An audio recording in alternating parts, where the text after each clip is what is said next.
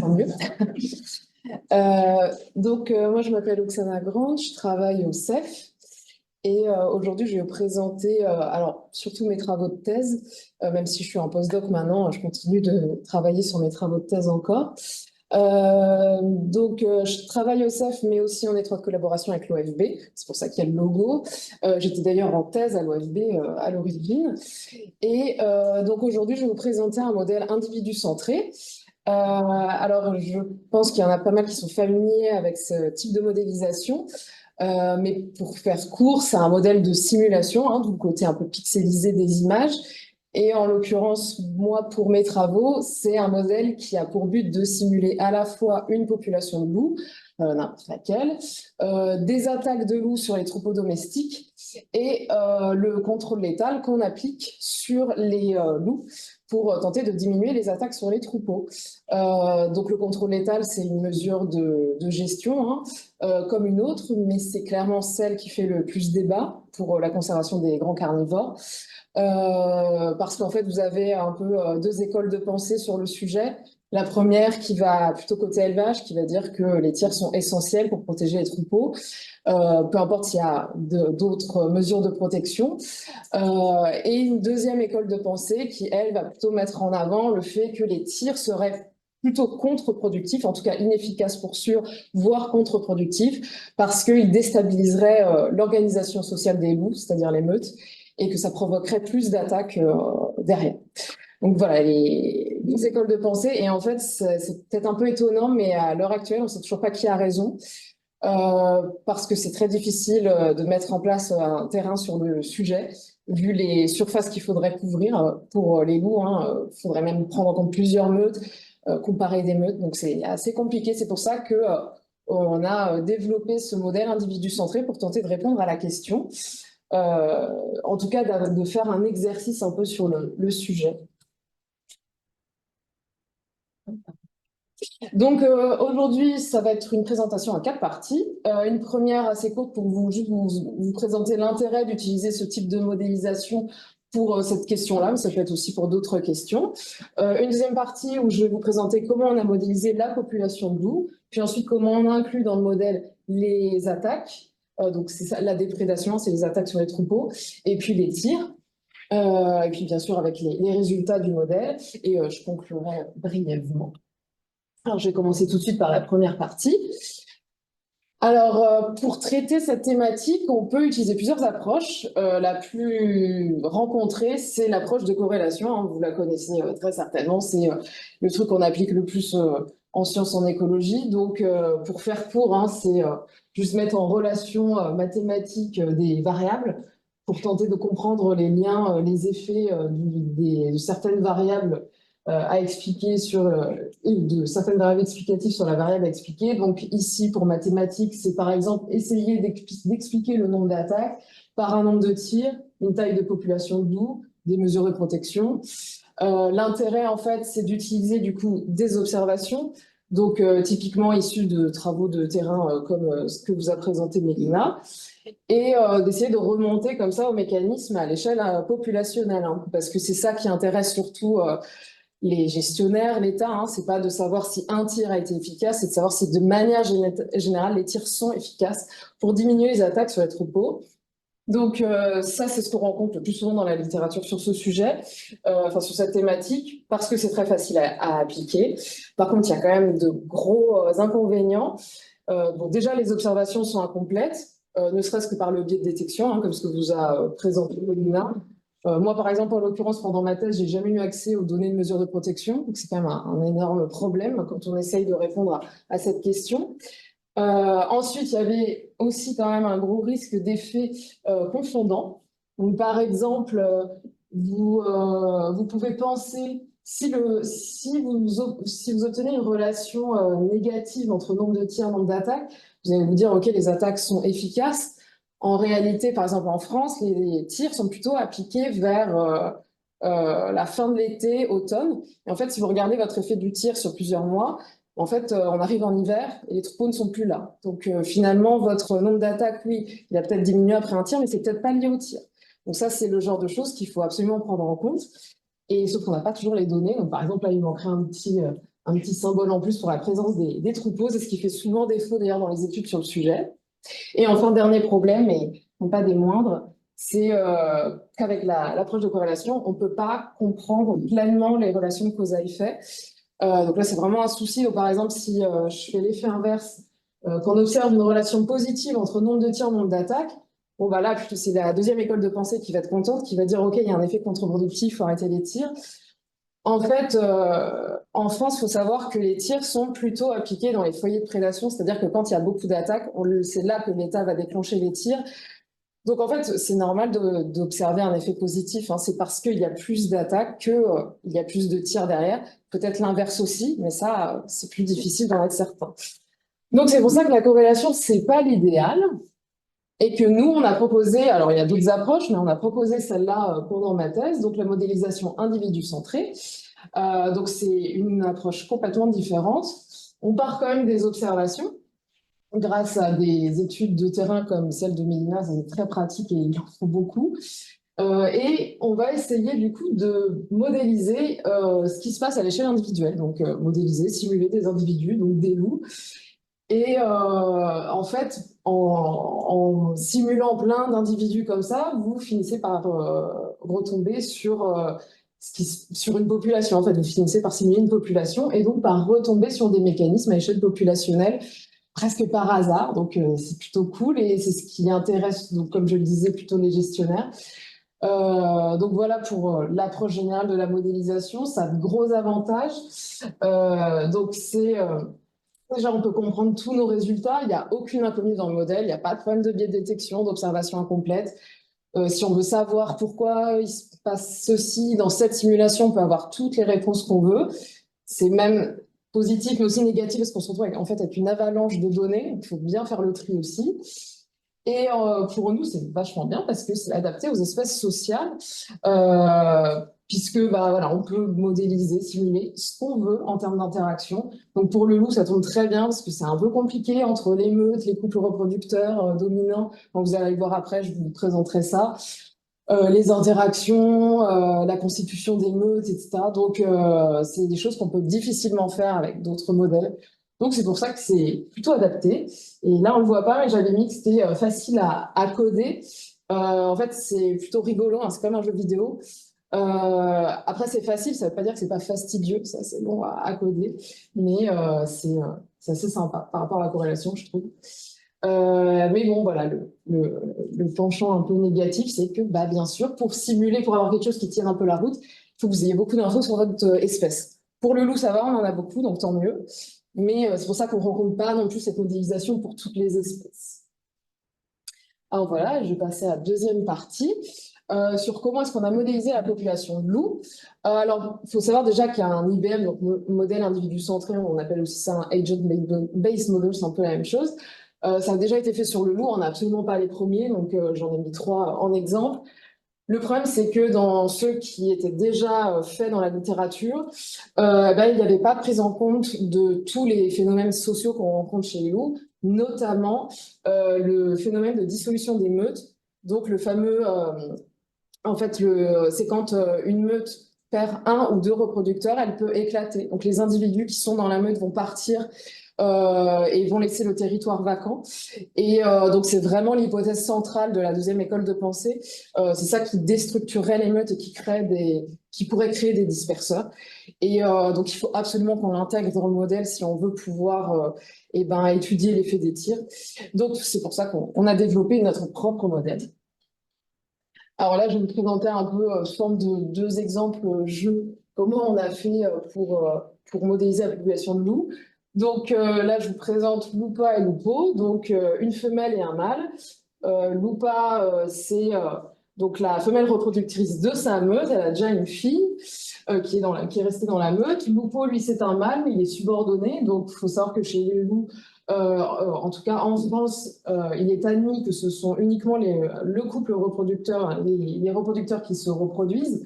Donc on peut avoir des subordonnés dans la meute qui sont souvent les enfants du couple reproducteur, mais eux ne se reproduisent pas. Donc voilà, donc à chaque individu du modèle est associé une caractéristique, par exemple sur l'âge, le sexe, l'origine la meute et le statut. Donc là, on fait démarrer le modèle. Donc c'est un cycle annuel. Nous, on a choisi de le représenter comme ça. Donc on fait un peu démarrer le jeu. Première étape, c'est la reproduction hein, qui arrive en début d'année. Donc là, on utilise une loi de Poisson qui provient donc d'une étude. Et donc ça, le paramètre, c'est la taille de portée. Et donc, c'est uniquement, bien entendu, comme je le disais, les reproducteurs qui vont se reproduire. Mais en l'occurrence, c'est ce qui se passe. Donc là, j'ai mis 2 petits loups pour une meute et 4 autres petits loups pour l'autre meute. Et puis ensuite, arrive tout de suite la mortalité, parce que souvent les jeunes loups vont mourir assez rapidement, bien que la mortalité dépende, enfin ça peut tout à fait s'appliquer aux autres, et du coup c'est pour ça qu'on l'a fait dépendre de l'âge et du statut. Les individus qui sont hors des meutes ont plus de risques de mourir que les autres. Et donc voilà, donc ça suit une loi de Bernoulli, hein, c'est pile ou face. Et là, en l'occurrence, on va dire que pour l'exemple, Loupa perd son compagnon, l'intégralité de sa portée de l'année, et aux côtés de chez Lupo, lui, il perd une partie de ses frères et sœurs. Et ensuite vient le fameux phénomène de dissolution des meutes. Donc voilà, avec une loi de Bernoulli paramètre 0,26. Donc ça vient d'une étude là plutôt branchée États-Unis. On fait avec les données qu'on a. Et donc là, bon, bah, pour l'exemple, comme il y a un reproducteur qui est mort dans la meute de Lupa, là, ça a créé une scission dans la meute. Et ce qui fait que Lupa devient, elle, disperseuse. Donc elle quitte sa meute et elle n'est plus du tout affiliée à sa fille. Et ensuite vient le phénomène de dispersion. Donc, nos loups peuvent, ceux qui sont dans les meutes peuvent disperser. Donc, on essaye de modéliser ça sous ce format-là. Donc, une première loi normale qui indique si la meute a atteint sa taille maximale ou pas. Donc, ça qui est actualisé du coup pour chaque cycle. Et ensuite, une loi de Bernoulli qui va dire si ce qui est dépendante de l'âge et qui va faire en sorte que tel individu de la meute va quitter la meute, et ça s'applique aux subordonnés. C'est surtout les individus les plus âgés qui ont le plus de risques de quitter la meute. Et là, en l'occurrence, c'est ce qui se passe. Lupo est mis à la porte de sa meute par ses parents, donc il devient disperseur. Et ensuite, qu'est-ce qui peut se passer pour nos 2 disperseurs? Ils peuvent remplacer des individus manquants dans d'autres meutes, en particulier les reproducteurs, et devenir du coup reproducteurs dans une nouvelle meute. Bon, là, en l'occurrence, on dit que c'est pas le cas, que toutes les meutes sont occupées, que le couple reproducteur est formé. Donc, il reste d'autres options. Donc, parmi celles-ci, c'est le pair banding. Donc, c'est quand les 2 disperseurs de sexe opposé se retrouvent dans un territoire et créent une nouvelle meute. Donc, on a fait en sorte que cette loi de Bernoulli, elle soit densité dépendante. Donc, c'est moins facile de s'installer dans un territoire vacant quand tous les territoires sont occupés. Et en l'occurrence, c'est ce qui se passe. Donc, tel un conte de fées, Lupa et Lupo terminent ensemble en constituant du coup une nouvelle meute. Et c'est la fin du cycle annuel et on recommence pour une nouvelle année. Donc, bon, je ne vous ai pas présenté tous les processus, c'était les plus importants pour comprendre la suite. Il faut savoir que le modèle, du coup, n'est pas spatial parce que c'est plus compliqué de modéliser les déplacements, etc. C'est pas nécessairement ce qui nous intéressait. Et en fait, ce qui est assez bien pour les loups, c'est que le fait qu'ils soient en meute, ça crée déjà un proxy de la spatialité. Donc, par exemple, dans notre modèle, on peut tout à fait décider le nombre de meutes de territoire maximal. Donc, ça représente un peu, c'est une façon de représenter l'espace, en fait. Voilà, donc je vais passer à la troisième partie, c'est comment on inclut les attaques et les tirs dans le modèle. Donc, pas de spatialité. Du coup, pas besoin de modéliser des moutons. Donc, ça aurait été un peu galère aussi de modéliser les risques de rencontre, tout ça.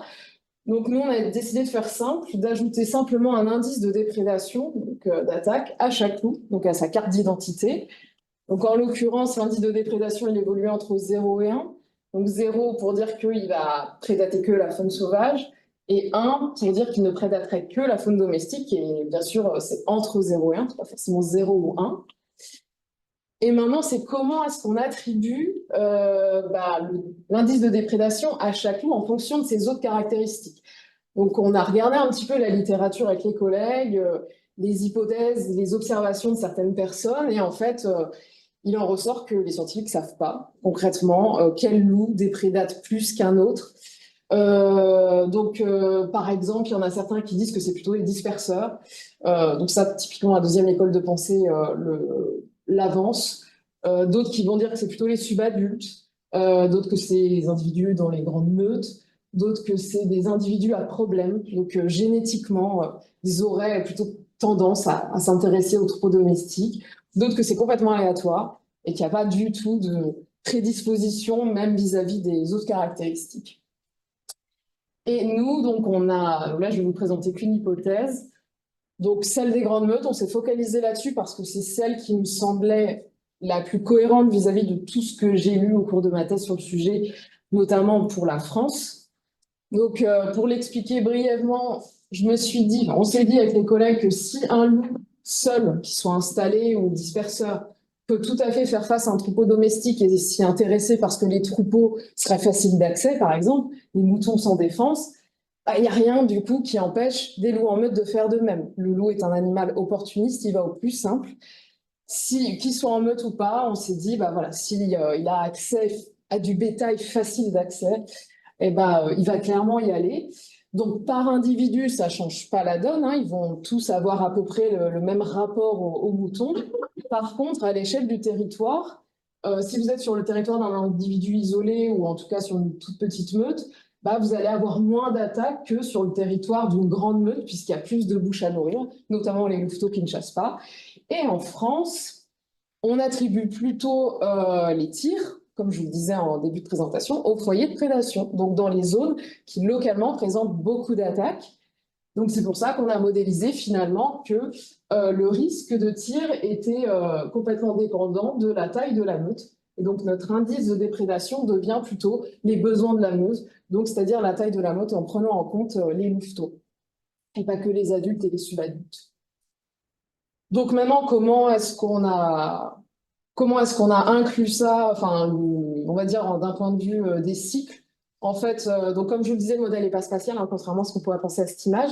Mais on s'est dit que on n'allait pas avoir la prétention de regarder l'effet des tirs sur l'intégralité des Alpes françaises, c'est impossible. Il y a trop de facteurs à prendre en compte. Donc on s'est dit qu'on allait essayer de faire plutôt une modélisation locale, départementale, donc avec environ 10 meutes, pour essayer de respecter le postulat qu'on est dans un environnement uniforme. Donc tous les loups auraient accès aux mêmes troupeaux protégés de la même manière. Et ça, c'est un peu, on s'en rapproche quand on travaille à une échelle plus locale, que si on prend en compte toutes les Alpes, les troupeaux, ils partent pas en même temps, ils sont pas protégés de la même manière. Donc voilà, c'est pour ça qu'on s'est limité à 10 meutes et que c'est un peu un exercice pour déjà regarder dans ce contexte qu'est-ce qui se passe.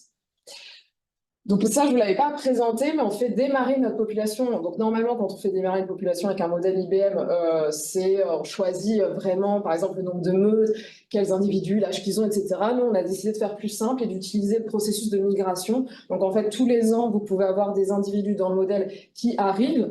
Et donc nous, on part vraiment d'une population où il n'y a pas un seul loup. Et on fait démarrer le cycle et on attend en fait que la population se constitue via le phénomène de migration. Donc les migrateurs arrivent et ils suivent exactement le cycle annuel que je vous ai présenté précédemment. Et puis, au fur et à mesure, ça va créer une population de loups. C'est exactement ce qui s'est passé dans les Alpes françaises, hein. Ils sont revenus comme ça. Ils n'ont pas été réintroduits. Et donc, entre le processus de mortalité et de dissolution des meutes, on ajoute des scénarios de tir. Donc, une simulation, soit elle avait un scénario où il n'y avait aucun tir, ou bien au contraire, des simulations avec un scénario de tir aléatoire ou de tir sélectif. Donc tir aléatoire, c'est ça, on peut tuer n'importe quel loup. Le tir sélectif, c'est on va tirer des loups, mais avec une probabilité de tir qui est donc dépendante de l'indice de déprédation que je vous ai présenté juste avant. Donc par an, ça peut représenter ça représente 20% de la population qui peut être tirée suivant donc du coup la probabilité de tir de chaque loup. Et sachant on déclenchait les tirs que quand la population atteignait 25 individus. Donc on estimait à peu près être la moitié de la population à l'équilibre, vu qu'on a modélisé 10 territoires. Donc voilà, là je vais vous présenter donc, les résultats. Donc, vous avez les risques de déprédation pour donc nos 3 scénarios. Donc, ils ont été répétés 150 fois chacun. Chaque point, c'est une simulation, le résultat d'une simulation. Et la simulation, on la faisait courir aussi sur 150 ans, histoire de prendre large, pour un peu éliminer tout l'effet de la colonisation en amont. Donc voilà, 150 ans. Donc on observe que les risques de déprédation sont bien plus importants quand on a un scénario sans tir qu'avec tir. Les 2 scénarios avec tir présentent à peu près la même efficacité. Bon, les tirs sélectifs sont un peu plus efficaces, mais pas des masses. Et en fait, on se demande comment donc les tirs arrivent à faire ça. Bon, bah, tout simplement, c'est en faisant plafonner la population. Donc, on est en dessous de 20 individus par rapport à un scénario sans tir, où là, on dépasse allègrement les 40 individus. Mais vous voyez que la population reste stable. Même pour la population avec les tirs, il n'y a pas de crash, il n'y a pas de grosses variations. Donc, on pourrait se demander si vraiment les tirs ont un impact sur la population, sur l'organisation sociale. Eh bien, en l'occurrence, oui. Donc, comme c'est ce qu'on attendait, c'est que pour le phénomène de pack turnover, donc les changements de meute qui sont totalement issus donc des fractures dans l'organisation sociale des meutes avec les fameux individus qui quittent leur territoire, oui, effectivement, on observe qu'avec les scénarios avec tir, on a vraiment bien plus de meutes formées à la fin de nos simulations. Donc, il y a bien beaucoup plus de turnover d'émeutes et c'est ce qu'on observe aussi sur le terrain en France. Donc, pour l'instant, pas de surprise, mais on pourrait se demander maintenant comment est-ce que la population reste stable malgré ce phénomène qui est quand même pas négligeable. En fait, on s'est rendu compte que et ça c'est quelque chose auquel on s'attendait pas vu la littérature, c'est qu'en fait les tirs font diminuer la proportion d'individus en dispersion par an par rapport au scénario avec tir, sans tir, pardon. Et en fait, ça c'est quelque chose qui n'est pas du tout attendu parce que la plupart des gens, notamment de la deuxième école de pensée, celle qui dit que les tirs sont contre-productifs, en fait, ils vont dire que donc les tirs favorisent l'émergence d'un grand nombre de disperseurs et que ça crée un peu un chaos dans la population. Hein, c'est ça qui amènerait au tir. En l'occurrence, les tirs, on se rend compte qu'ils vont permettre, en tuant notamment des reproducteurs, de libérer de la place pour les individus en dispersion. Donc les individus en dispersion, en fait, s'installent plus vite que s'il n'y avait pas de tir. Ça ne veut pas forcément dire que c'est une bonne chose, hein, mais en tout cas, ça montre que la population est résiliente au tir. Et ça, d'ailleurs, ça rejoint vraiment les études sur le loup parce que aux États-Unis, ils estiment que une population de loups peut subir jusqu'à 30% de mortalité due aux hommes. Donc, c'est quand même très élevé pour une espèce. Et donc, notre modèle clairement confirme ça, avec quand même voilà, la petite surprise sur la dispersion, quoi. On ne s'attendait pas spécialement à ça. Alors, voilà, donc je vais conclure rapidement. Voilà, donc du coup, j'espère que j'ai pu montrer que les modèles individus centrés étaient vraiment très flexibles pour étudier la dynamique de population, en particulier pour les espèces sociales comme le loup. Ça peut nous amener à comprendre plus facilement les mécanismes à l'échelle populationnelle par rapport aux approches de corrélation. Parce que là, avec une approche de corrélation, il faudrait vraiment qu'on ait tout un tas de variables. Pour le loup, c'est très, très compliqué d'avoir tout ça sous la main. En tout cas, en France, c'est le cas. Et que ces modèles individus centrés permettent de nous amener déjà à comprendre un petit peu l'effet des tirs sur la dynamique de population. Bien entendu, c'est dans le cadre de grosses hypothèses, notamment sur le comportement de prédation. Hein, comme je vous l'ai dit, ça reste des grosses hypothèses, on ne sait pas laquelle est la bonne. On peut comparer différents scénarios, mais on ne sait pas. Voilà, il faut mener d'autres études sur le terrain pour essayer un peu d'identifier quelle hypothèse est bonne. Mais une fois qu'on a des observations vraiment bonnes sur le terrain, on peut alimenter le modèle IBM et en fait faire tourner le modèle IBM qui agit finalement comme une expérience de simulation. Comme ça, on n'a pas à tirer 150 loups pour le plaisir. Au moins là, on le voit avec juste un modèle de simulation. OK, ça fonctionne dans ce contexte. Encore une fois, c'est pas nécessairement dans tous les contextes. Et ça peut être utilisé potentiellement pour la gestion, même si c'était pas du tout le but de ce modèle-là. Là, c'était vraiment juste d'un point de vue déjà écologie, dynamique de population, voir ce qui se passe, pour essayer un peu de démêler les deux fameuses hypothèses de départ. Mais ça peut être utilisé pour la gestion. Mais là, dans ce cas-là, pour le coup, il faudrait vraiment utiliser beaucoup plus de paramètres pour la population française, ce que nous, on n'a pas fait parce qu'on n'en avait pas beaucoup. Voilà, et donc si jamais vous êtes intéressé par le modèle juste de loup, il a été publié. Donc vous pouvez retrouver tous les codes sur le GitHub de Sarah, donc ma collègue de l'OFB. Pour la partie tir et attaque qu'on a inclus plus tard dans le modèle, ça c'est en révision, donc j'ai soumis il y a 2 mois dans Wildlife Biology. Donc on va voir ce que les reviewers en pensent. Et voilà, bah merci.